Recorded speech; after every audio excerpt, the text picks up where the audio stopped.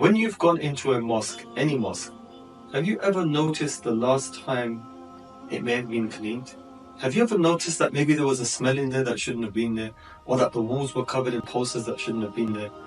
This is my observation of late, of almost every mosque that I've gone into. So let's start with the average mosque. So you go into the mosque, and as you open the door, sometimes, not always, you're hit with a kind of a musty smell. And then as you go into the mosque, you see on both sides the walls are covered with posters. Don't do this, do this. Don't do this, do this. That's not the place. Those posters should be on one side of the mosque, kind of just on one kind of a board, and that's it. Or not at all. Everybody knows the laws. Nobody wants to see that. When you go into a mosque, what happened to the architecture, the beautiful tiling, or the calligraphy? It's not there. You're seeing a community center notice board. And then you go further into the mosque and you come to the wudu area. And more often than not, it's wet, it's dirty, it's disgusting, and everybody's saying, Khatu! And then next to that is the toilet area. And sometimes, yes, sometimes, it stinks. And that smell is coming outside. And then the shoe area. Everybody's putting their shoes in a very bad way.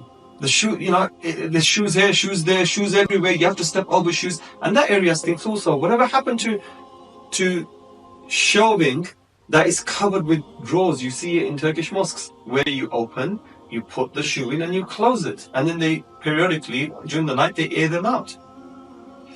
Or in Uzbekistan, where they will, in a beautiful manner, put their shoes in a line. Everybody by default knows how to do this. They put their shoes in a line.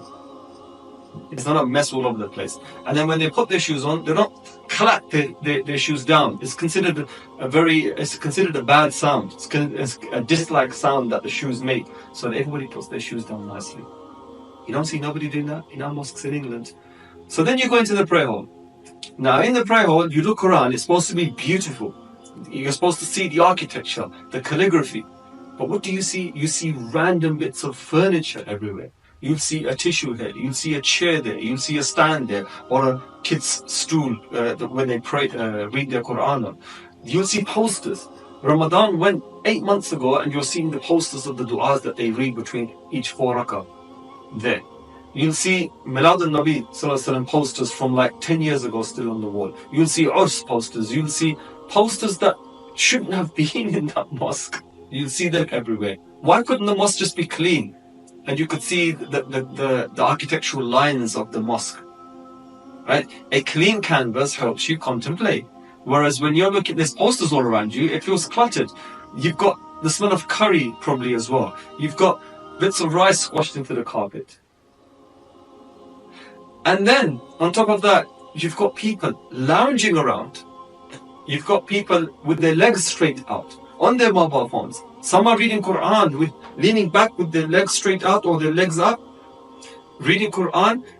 God forbid, you might even see somebody lying down and reading the Quran. Or speaking loudly, in their little circles, talking loudly. This is the house of Allah. Would you do this if you were waiting in a lawyer's office? Or you went to see the king? Or you went to see a doctor and there was some dire news? Where have you come? Whose house are you in? You are in the king's house, the king of all kings, the Lord, Rabbul Alameen. You're in his house. And you're heedless. And then you want something from him, but then you haven't given him the correct etiquette. Since when did our mosques become like that? What happened to sitting in rows, waiting silently? Some people go and it's like 5 minutes to Adhan time and they're already standing up. They're standing up, right? They've got their legs spread out like they're about to make battle, and they're standing like, yeah, I'm standing, man, I'm standing. Yeah, you got a problem? I'm standing. I mean, subhanallah, wait for the call to prayer. Where's the etiquette? You're standing, you might as well pray. Go on, pray, go. You're in a hurry? Pray before the Adhan. Go on, because it seems like you're just overexcited to pray. Sit down, brother. Sit back down. Wait for the Adhan. And then there's instances where the Iqamatul Salah hasn't even been given and everybody's standing up. Well, then it's redundant that he's going to give the call for everybody to come and stand, right? What's the point of him giving this sunnah now when you're already standing? Wasn't the sunnah to hear it and then stand up? And then you get people, as you come to the mosque, if the door is on the right or the door is on the left, they have already started making their lines from there. So when you enter to make your line, you've got 3 people standing over there and the rest of the hall is empty. The imam is in front of you and everybody, the latecomers, start joining from there. Is that the sunnah, brothers? Is that the sunnah? I mean, they're the basics. They're the very basics that you learn as a child, that you stand and make your lines behind the imam. So it's behind the imam, on the right, on the left, on the right, on the left, on the right, on the left. And then the second row builds the same way. The third row builds the same way once the first row gets full and the second row gets full. Why are people... And then you go in and then you're the only one that's standing because you're not going to break a sunnah to stand with everybody else. So you're going to then make the single line. You're the one that's standing right behind the imam. And then 9-10 spaces on your right, there's about 5 people. And then everybody's coming in and then you're calling them, brother, stand next to me, make the line here. And then they're confused and then they're thinking, oh, there's more people over there. Yeah, there's more people over there that have broken the sunnah. Right? So, subhanallah. Don't you think it's time we learn how to beautify our mosques, clean our mosques? Many people don't even know how to make wudu. They're khatu. What is all this? And then they're going like this and they're going like this. Who told you this is how to make wudu? Isn't a normal wipe like this enough? Isn't this a wipe and a beautiful way of wiping and you're done? And do you need to make those hideous sounds like the death rattle? Why can it not be very discreet? You don't even need to gurgle like that. It's a very discreet gurgle if you have to gurgle anyway. And cleaning your nose is this. You don't need to start fingering your nose and all this and all that people do. Relax, brother. It's wudu. And then when they pray, they spread their legs like soldiers. And then when they get up for each rakah, the first thing they do is they're soldiering back into position. And then they're touching each other's legs. What the hell are you playing? Footsie, you playing touch my leg? Brother, pray. I'm praying and you pray. You're more concerned with me than you're concerned with your prayer. If you're concerned with me, then where's your own relationship with God in that prayer? Where's your own conversing with Allah in that prayer? And then sometimes they put their legs in so wide, you are now off balance because you can't balance your both feet properly. And then you're struggling. So these are basic etiquettes and manners of the prayer that just... Since when? Because when I was growing up, we saw perfect adab. And then somewhere down the line, something went wrong. I think when Islam became commercialized, you know what that means. YouTube Islam and this Islam and bad-mannered Islam everywhere. Maybe that heightened all of these problems where basic manners and etiquettes went. You know, it's always good to listen to a rebuttal. Oh yeah, they got him, man. Yeah, did you see that video where he rebutted it? He's got so much knowledge. Where's your basic knowledge of standing in khushu? Who cares about what he did? And he had bad manners anyway. Bootlickers, you've heard that term, right? Is that the adab and ihtiram that you're being taught? Our elders gave us beautiful manners. We learned beautiful manners when we were going to the mosque. People go to the mosque and they wear 3/4 length shorts. What the hell? You wouldn't even do that going to see your boss. Going to a wedding or going to an official party engagement or going to somebody's house. And you're coming into the mosque dressed like that in a t-shirt with 3/4 length shorts. Ugly clothing. Brother, sort your life out. Sort your life out. I don't know what you were thinking. And then you've got people who happen to me. You're praying here and the guy wants to get... No, there's space behind me. But he chooses to go past me. Subhanallah, why did you go past me? When I asked him, getting angry with you. I know the sunnah. Really? You know the sunnah? The imam is nobody can go past the imam. You know, he is a sunnah for you. So as long as I don't go past him, I can go past you and it's okay. But brother, there was space behind me. Why you didn't go behind me? It's bad manners for you to cross my path and disturb my prayer regardless. And then they get angry. And then what about the Arab speakers. Oh, now I'm going to touch a nerve. It is what it is. I'm not picking on any one Arab or nationality, but there is an inferiority complex with people that they think that all Arab speakers know Islam better. I challenge you. That Arab who's loud in the mosque, he thinks through his loudness he can cow people into silence because he knows the Sunnah, he knows everything and you don't know. Whether he prays in a very bad way, there's no manners in or khushu in his prayer, right? He, touching his bed, lifting his clothes up, and all sorts of, doing all of this when he's going into ruku and sujood. There's no khushu, this exaggerated demeanor. But he thinks by his loudmouth Arab quotes, everybody thinks he's got knowledge. And some people have this inferiority complex that, oh, he's Arab, he must know. We'll just ask him, where is the subject in this sentence and the verb? And is it a verbal sentence or is it a jumla ismiya, jumla fi'liya? Where is the fa'il maf'ul? Where is it marfu? Is it mansub? Is it in jar? Did you make it in jar? Why did you not make it in mansub, the sentence? Ask him this. He won't know any of this.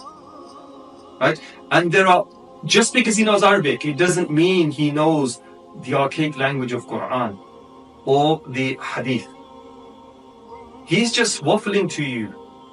He would just say what he understands. And what's his level of understanding? The modern Arabic colloquial manner of understanding. Classical Arabic today is not 100% similar to the classical Arabic in the past. The classical Arabic of the past was more archaic, and the vocab was in a context that doesn't exist today. Right? Sakkar al-bab. Today everybody would say, sakkar al-bab means close the door. That's the meaning you're taking from it today, but that's not the meaning how it was originally understood. Al-bab is an area that can mean a space, because back in the olden days they didn't have doors. So when you say sakkar al-bab, what are you saying? Close what? Al-bab? There's no door there. So what are you saying? Sakkar al-bab. You're basically, you're meaning cover that space. They would have a cloth. Try saying that to somebody today. They're going to think you're loony, but you're not. He's the one who's loony because he's arrogant, thinking, I know the Arabic language. Brother, sit back down, go and learn the Arabic language. Go and learn the classical Arabic and then come back. And once you've learned it, it will humble you into silence. These are big problems that we have in our mosques today. And your job now isn't to go and argue with everybody and make it an even bigger mess. Just learn from this. Make sure you're not doing it.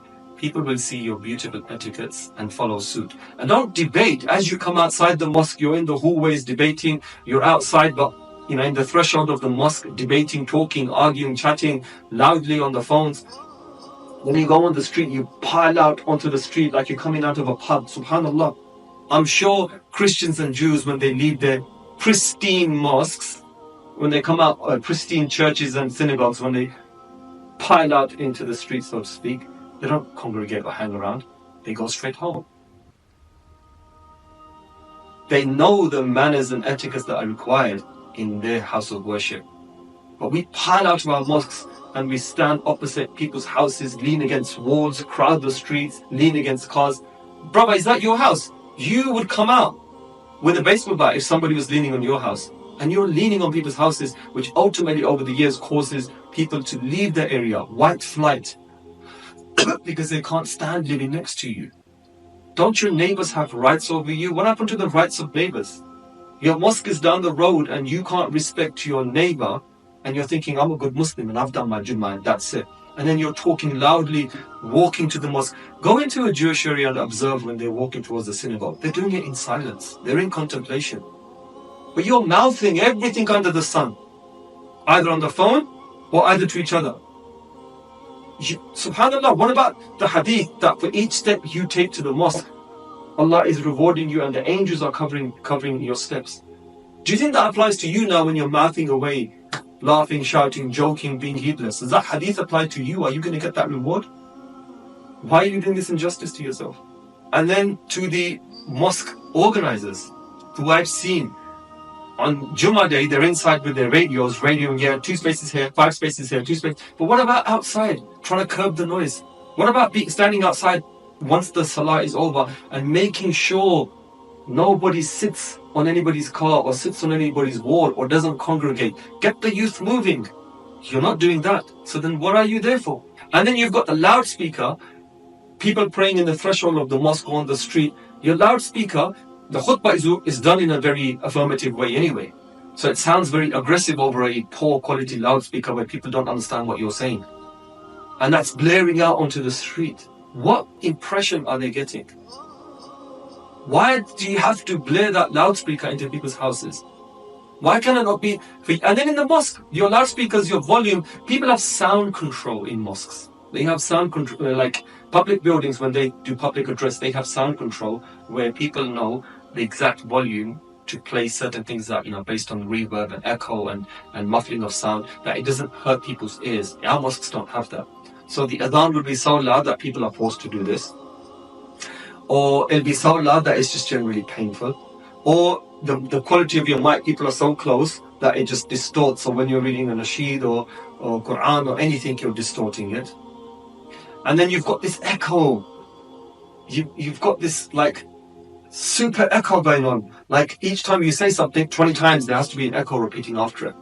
So when people are giving speeches, you've got an echo. And some speeches, especially speeches on spirituality, they're done in a cool, calm manner where you're trying to give your state to the other person by your voice and your actions.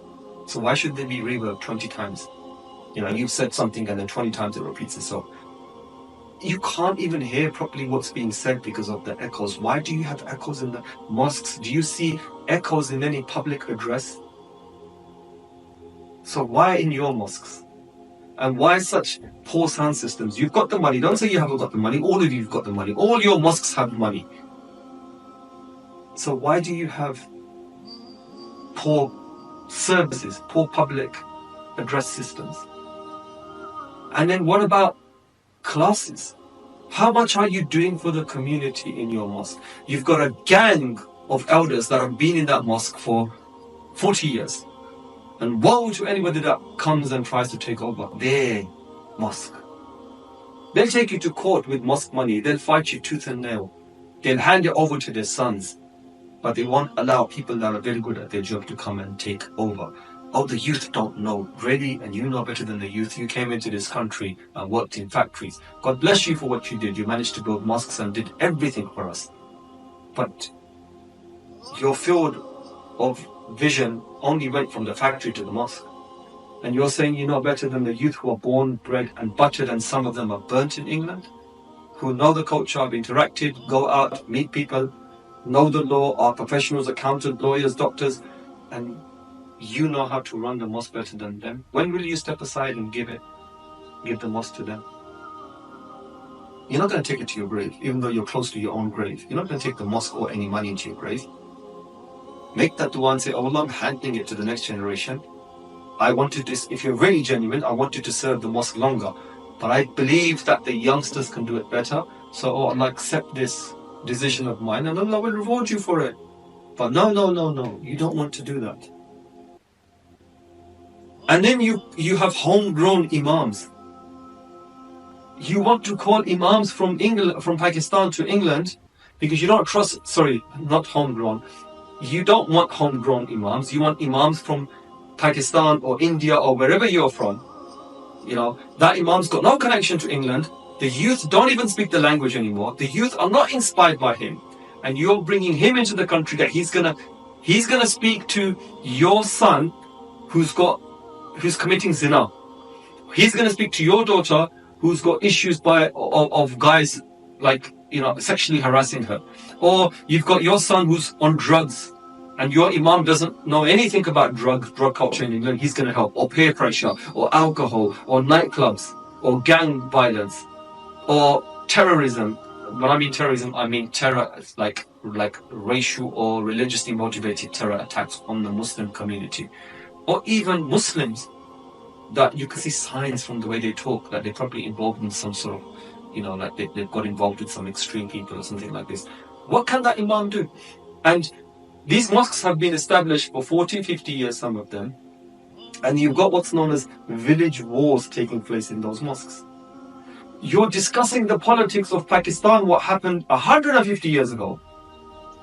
Now, I'm not going to mention any names of any of the politics of those groups or names of famous people, but you're discussing those in your mosque. Now, you've got a united far right in England who are out to get you. And in your mosque, you're teaching them what happened 150 years ago in some mosque back home. Back home for you maybe, but not back home for the guys who were born here. You know, whatever happened to teaching them, this is your place now. You've migrated we migrated, and so as a result, you're born here. You're only allowed to migrate to another country to give da'wah. You didn't give da'wah. Now make way and teach your children, educate them, get proper teachers in. Let the English-speaking community do some work and teach the new generation to be good public servants. Public servant as in serving Allah by serving community. You won't do that. You have nothing in place for them. It's another lost generation you're making, and all they learn is sectarianism regarding different religious groups. What was the benefit? And you yourself, who claim to have your pulse on culture and society, have been isolated in your mosque for 50 years.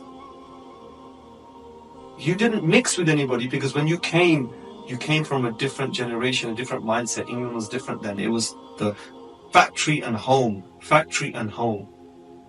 And you don't know why the English culture. And what you did get to know was working class factory culture, not the middle class that your children are interacting with. And you claim to have a pulse on what's happening outside. You don't. You're an isolated breed. Why not make way for the youth? Give them largesse, let them take over, let them decide. You'll thank yourself for that later. And lastly, what is it with native language in the mosques? I'm going to specifically target the Urdu or the Bengali language here. I'm talking about the three countries of India, Pakistan and Bangladesh. Why? Because most of the mosques are theirs, run by them, and they have the largest congregation and they're using Urdu. So one argument that I hear is, oh, but we need that language because, the elders come in. Sorry, what? The elders are no longer coming to the mosques. Where you had, for example, you had a spread of 1,000 coming to the mosque, now only 10 come. Why? Because most of them are too old to come now. It's only the youth that come to the mosque. And the youth don't understand your language. And the elders do understand English. They've been here that long. So who's going to teach the youth using English as a medium? And have you noticed that's also the reason why you haven't made any converts in 50 years as well? Because you never mixed with society. And your mosques, you're speaking in a language that is foreign not only to the young generation, it's doubly foreign to the natives of the land you're in. Why are you using Urdu as a medium in the mosque? Why? It doesn't serve any purpose now. Use English and you'll get non-Muslims coming in and your youth will understand. None of this is difficult. You can still have your odd talk in Urdu. But seriously, our mosques, in the early days, they were a rallying point, a cultural hub for those same factory workers that needed some semblance of Islam in their life. Let's do a Jummah together. Let's do feel-good talks together. Let's keep the community together. Let's move them away from, if they're going to go Bangara raves, as it was back then, or they're going to do something like that, keep them, together. Fair enough. You served your purpose. Times moved on. A generation has moved on. The times are different, the people are different, the audience is different, the receptibility is different. But you haven't changed. Come on. It seems like we're regressing backwards. And as Muslims, you can mix in interfaith forums, Christian, Jewish, Hindu, to create an understanding, to understand each other. That we're not the extreme other, we're not the enemy, we're not what you think we are. But you can't do that with your poor level of English. You can't do that with looking so extreme, looking like a Sahib from British Raj, India. They don't want to see Islam as the other. If they feel Islam is homegrown, Islam has a face like this. Sorry. With the beard, of course. not my beard. Western attire, the hat is a symbol of Islam. They're going to be more receptive to it, saying, you know what, this is in English. I understand what he's saying. He's making sense. He looks like me. He has the cultural idioms that I'm using. He expresses in the same way as me. He's speaking the same language. I can identify with this. But when you're looking like a Babu Sahib from British Raj, India, he's going to think, oh my God, this is Arabian Nights. This is, what we were told. Oh, them people, Churchill, and we've got to civilize them. SubhanAllah. That's what's going through their head. So I hope that the youth at least understand this and take these points forward and be the next generation of change for Muslims in England. Assalamu alaikum wa rahmatullahi wa barakatuh.